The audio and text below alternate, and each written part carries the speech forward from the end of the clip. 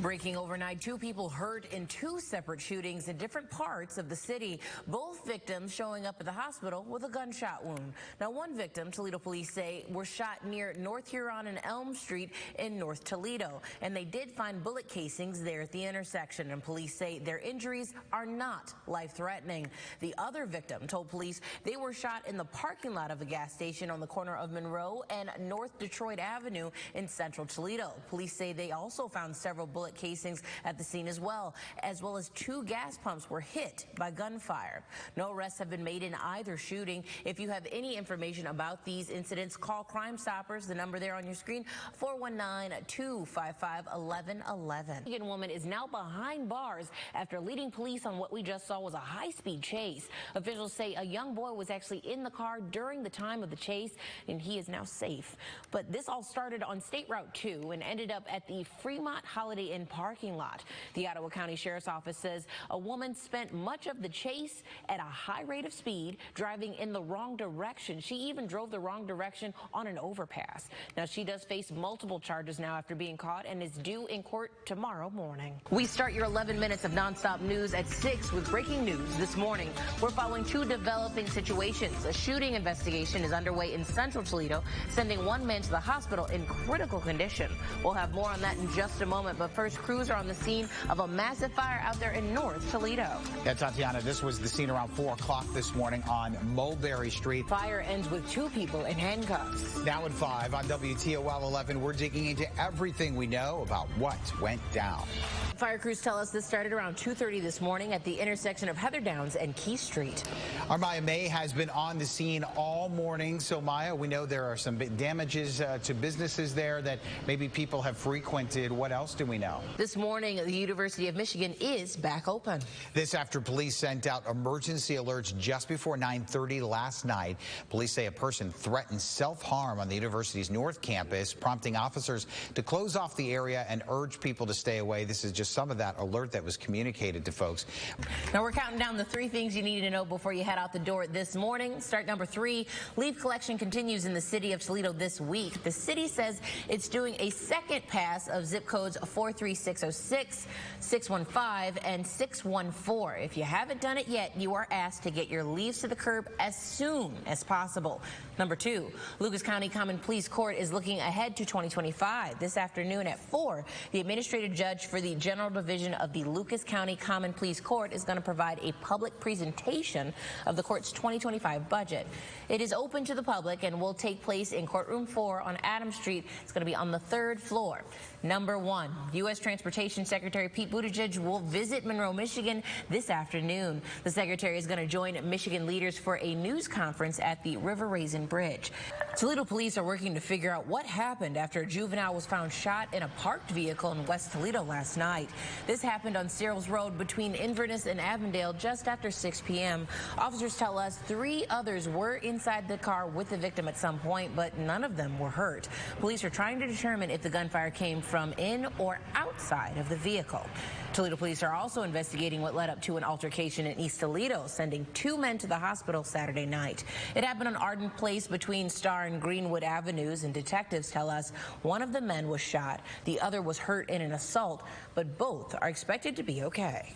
In 2022, it's the year Tim and Tamia Wood's lives changed forever after their son James died by suicide at just 17 years old. James was the victim of sextortion. His parents say he shared images of himself through video with a young woman he met online, who then used those to blackmail him. Now, 2 years after James's death, the Woods started the Do It for James Foundation, where they visit schools to educate kids and their parents on internet safety. According to the FBI Toledo's office, more than 10,000 reports of online attacks were made back in 2023. Officials recommend following the 3 R's. Resist interacting with people you don't know on the internet, retain those messages, and then report them.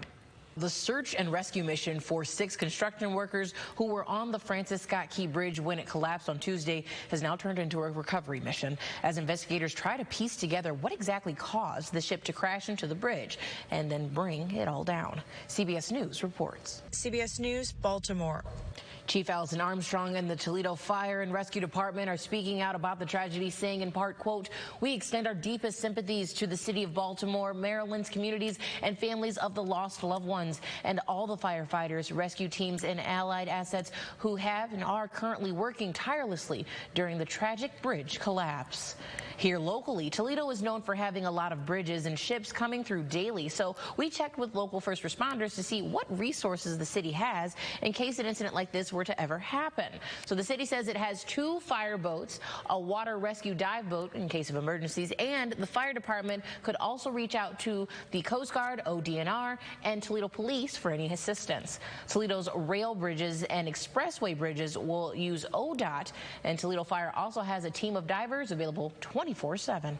Drownings in the United States, deaths are on the rise after decades of decline. One local organization is encouraging families to take advantage of indoor swim lessons as we head into the colder months. TaTiana Cash has more on the Josh Project. TaTiana? Yeah, Dan, Amanda, today it may be in the 50s, thanks Matt, but I was told since the world is more than 70% water, it's still swim season. Josh Project continues to offer swim lessons to kids 5 to 16 years old, and I met with one instructor who is a former Josh Project student. Check this out. I used to call him my pride and joy. Josh Butts passed away 18 years ago, and while mother Wanda Butts is still living with the pain of losing her only son, she's filled with pride and joy because his legacy, the Josh Project, recently had a full circle moment. As a Josh Project graduate, Donnell Wynn Jr. is now a project instructor and junior Olympian. It gives me like a better view of what my instructors saw. I can see why they were so happy, because like all the kids are so happy. They were always trying to do something. Wynn started competitively swimming after graduating from the project almost 3 years ago, and clearly the wins have been piling up. He knows being a young black man who's a certified swimmer is an accomplishment, since CDC data finds drowning death rates for black people were nearly 30% higher in 2021 than in 2019. He says he wants everyone to know the basics and try to conquer any water fears, having watched one of his young students do it themselves. He was super scared. He's like, "You gonna hold on to me, right? Hold tight, hold tight." And I put him on a kickboard, and I told him to kick, and I was holding him. I let my hands go, and he kept going. He's like, "You hold me, right?" I was like, "Yeah." And I wasn't even holding him. The Josh Project has been offering swim lessons for nearly 18 years, and Wanda is grateful to have done it for so long and now passes the torch to her nephew, Lawrence Butts. And as the new executive director, he says meeting Donnell brings it full circle. And just talking to him is just like, wow. So that just lets us know that the Josh Project is really making a difference in individuals' lives. The family believes drowning is not only 100% preventable, but also a vital life skill. And the goal of the project is to make lessons affordable and accessible year-round, showing children 5 to 16 years old how important and necessary water safety is. So swimming doesn't stop. Just because it gets cold outside doesn't mean that we're not swimming anymore. Because we pretty much have one person per child during the lesson. Try to keep, most times, an attitude of gratitude, because I'm grateful. Now, to learn more about the Josh Project, you can check out its Facebook page. The link is on our website under our links mentioned tab. You definitely need to check it out. In the newsroom, TaTiana Cash, WTOL 11.